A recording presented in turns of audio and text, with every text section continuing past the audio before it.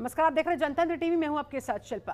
शुरुआत बड़ी खबर के साथ। बिहार की राजधानी पटना में देश विरोधी गतिविधियों में लिप्त 2 आतंकवादियों को गिरफ्तार किया गया है। गिरफ्तार किए गए आतंकवादियों में एक झारखंड पुलिस का रिटायर्ड दारोगा मोहम्मद जलालुद्दीन है, तो दूसरा पीएफआई का मौजूदा सदस्य अथर परवेज है। पटना पुलिस के मुताबिक ये दोनों मार्शल आर्ट की आड़ में आतंकी ट्रेनिंग दे रहे थे। इनके पास से पीएफआई एसडीपीआई का गुप्त दस्तावेज मिशन 2047 बरामद हुआ है, जिसमें दरअसल इन लोगों की प्लानिंग थी साल 2047 तक भारत को इस्लामिक राष्ट्र बनाने की। पुलिस ने बताया इन दोनों से ट्रेनिंग लेने के लिए पिछले 2 महीने में दूसरे राज्यों के लोग भी यहां पर पहुंच रहे थे। आने वाले लोग टिकट बुक करते समय और होटलों में ठहरते समय अपना नाम बदल दिया करते थे, अपनी पहचान छिपा लिया करते थे। पुलिस के मुताबिक इन दोनों के तार कई देशों से जुड़े हुए पुलिस जांच कर रही है। इसे लेकर फुलवारी शरीफ के एएसपी मनीष कुमार ने कहा उन्हें फुलवारी शरीफ के नया टोल स्थित अहमद पैलेस में संदिग्ध गतिविधियों के बारे में जानकारी हासिल हुई और उसी के आधार पर इस कार्रवाई को फिर अंजाम दिया गया। इन दोनों को पकड़ लिया गया। ये 2 संदिग्ध आतंकी गिरफ्तार हुए हैं जो मार्शल आर्ट्स सिखाने के आड़ में मार्शल आर्ट सिखाने के नाम पर आतंकी ट्रेनिंग दिया करते थे। इनके तार पीएफआई से जुड़े हुए, एसडीपीआई से जुड़े हुए। इनके पास से कुछ दस्तावेज बरामद हुए हैं, जिन दस्तावेजों में मिशन 2047 का जिक्र है। ये बात लिखी हुई है कि 2047 तक इस्लामिक राष्ट्र ये हिंदुस्तान को बना देना चाहते थे और उसी के तहत ये काम कर रहे थे। फिलहाल तो पकड़े गए हैं पटना गांधी मैदान ब्लास्ट से भी जुड़ा हुआ अथर परवेज का नाम, जो एक संदिग्ध आतंकी इस दौरान पकड़ा गया। पटना से इसकी गिरफ्तारी हुई है। विदेशी दस्तावेज भी इनके पास से बरामद हुए हैं। इस तरह से बड़ी खबर। देखिए कितने गोपनीय तरीके से, गुपचुप तरीके से मार्शल आर्ट्स के नाम पर आतंकी ट्रेनिंग देने की ये पूरी साजिश रची जा रही थी और अन्य तमाम राज्यों से लोग पहुंच भी रहे थे ट्रेनिंग लेने के लिए। लेकिन वो जहां जहां रुकते थे, होटलों में ठहरे, अन्य तमाम स्थानों पर ठहरे, वहां पर अपनी पहचान को गुप्त रखा करते थे, अपने नाम बदल लिया करते थे, यानी कि फर्जी दस्तावेजों का इस्तेमाल किया करते थे ताकि किसी को कानो कान खबर तक ना पड़े, किसी को भनक तक ना पड़े। फिलहाल तो इनके पास से जो दस्तावेज बरामद हुए हैं, पीएफआई के साथ इनका कनेक्शन स्थापित होता हुआ, एसडीपीआई का इनका संबंध अब जग जाहिर होता हुआ। 2047 तक भारत को इस्लामिक राष्ट्र बनाना इनका लक्ष्य था। मार्शल आर्ट सिखाने के नाम पर दरअसल ये आतंकी ट्रेनिंग युवाओं को दे रहे थे। दोनों ही संदिग्ध आतंकी फिलहाल गिरफ्तार कर लिए गए हैं।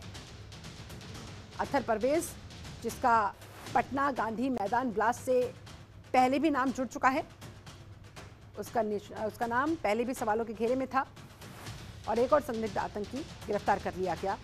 फिलहाल अब पुलिस इनसे पूछताछ कर रही है और कौन कौन लोग संलिप्त, अन्य कितने लोगों की संलिप्तता इस पूरी साजिश के पीछे, पीएफआई के साथ क्या कुछ इनके कनेक्शंस हैं, खंगाला जा रहा है। एसडीपीआई के साथ क्या कुछ कनेक्शंस है, कहां से इनको इंस्ट्रक्शंस मिलते थे, कहां से इनकी फंडिंग होती थी, अब तमाम तथ्य खंगाले जाएंगे। और चौंकाने वाली बात यह कि इनके पास से जो विदेशी दस्तावेज बरामद हुए हैं उनमें मिशन 2047 का जिक्र है, जिसमें यह लिखा गया कि 2047 तक यह लक्ष्य रखा गया कि भारत को इस्लामिक राष्ट्र बना दिया जाए, यहां पर मुसलमानों का राज हो।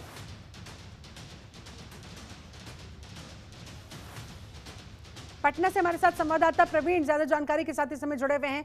प्रवीण, किस तरह से पुलिस के हाथ इनके गिरेबान तक पहुंचे और कैसे ये धोखा दे रहे थे, इस साजिश को अंजाम दे रहे थे मार्शल आर्ट सिखाने की आड़ में?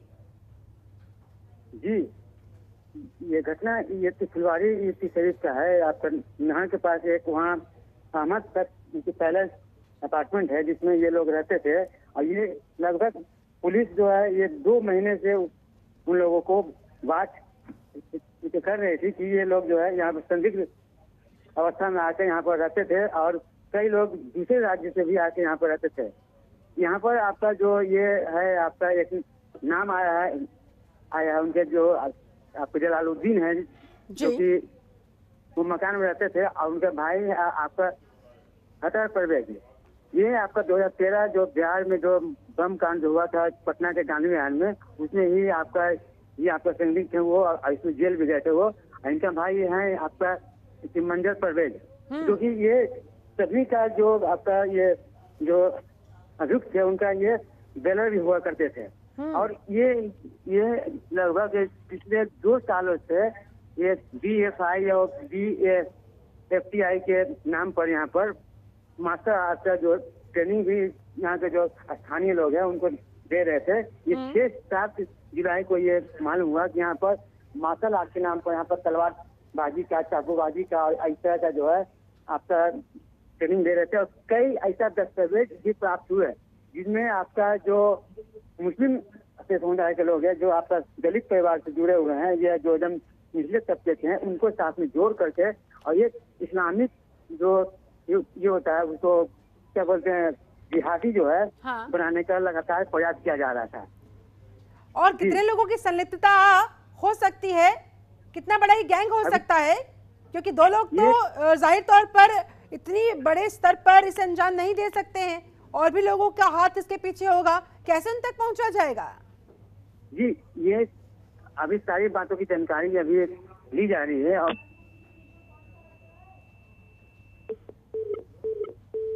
लगता है संपर्क हमारा प्रवीण कुमार से कट गया है। तो ये बड़ी खबर वाकई में चौंकाने वाली भी, हैरान करने वाली भी, परेशान करने वाली भी, कि किस तरह से यहाँ पर मार्शल आर्ट सिखाने के नाम पर इस आड़ में आतंकी ट्रेनिंग दी जा रही थी। पुलिस प्रशासन की नाक के नीचे 2047 तक भारत को इस्लामिक राष्ट्र बनाने के लक्ष्य पर काम किया जा रहा था। अतहर परवेज का नाम, जलालुद्दीन का नाम इसमें सामने आया है। इन दोनों ही संदिग्ध आतंकियों को गिरफ्तार कर लिया गया है। अब इनसे सख्ती के साथ पूछताछ होगी और कौन कौन लोग अनले इस पूरी साजिश के पीछे संलिप्त, उनके बारे में पता लगाया जाएगा, उन तक पहुंचा जाएगा।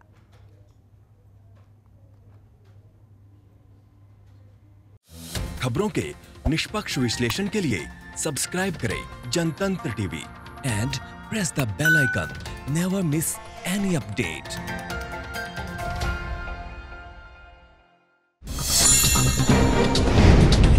डाउनलोड कीजिए जनतंत्र टीवी ऐप को, जो कि अवेलेबल है गूगल प्ले और ऐप स्टोर पर। अधिक जानकारी के लिए अभी डाउनलोड करें।